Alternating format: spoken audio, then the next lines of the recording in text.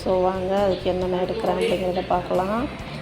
Aloe vera gel எடுத்திருக்கேன், கருவேப்பிலை எடுத்திருக்கேன், செம்பருத்தி இலை ஒரு கைப்பிடி, முருங்கைக்கீரை ஒரு கைப்பிடி எடுத்திருக்கேன், ஒரு 3 சின்ன வெங்காயம் எடுத்திருக்கேன். அதை நல்லா மிக்ஸி ஜாரில் போட்டு அரைச்சிக்கலாம். அரைச்சி எடுத்துகிட்டு வந்துட்டேன் ஃப்ரெண்ட்ஸ். பாருங்கள், நல்லா நைஸாக அரைச்சாச்சு. அடுத்தது ஹேரில் அப்ளை பண்ண போகிறேன்.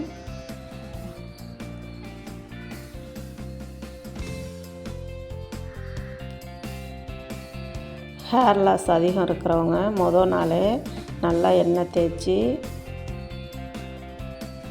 ஈவினிங்கே எண்ணெய் தேய்ச்சி வச்சிடணும். நல்லா ஊறிட்டு இருக்கட்டும் அப்படின்னு நைட்டு ஃபுல்லாக ஊறின அப்புறம் மறுநாள் மார்னிங் தான் ஹேர் பேக் போட்டு வாஷ் பண்ணணும்.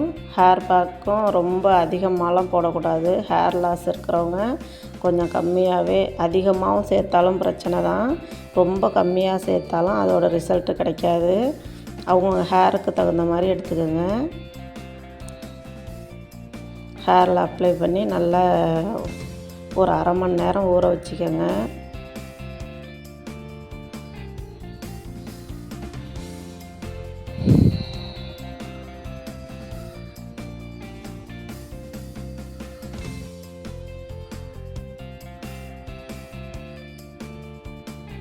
நான் என்ன ஹேர் பேக் போட்டாலும் ஹேர் லாஸ் ஆகிட்டுருக்கு அப்படிங்கிறவங்க கொஞ்சம் ஒன்று அதிகமாக போட்டிருப்பீங்க, இல்லாட்டி ஹேர் ரொம்ப ட்ரையாக இருந்திருக்கும்.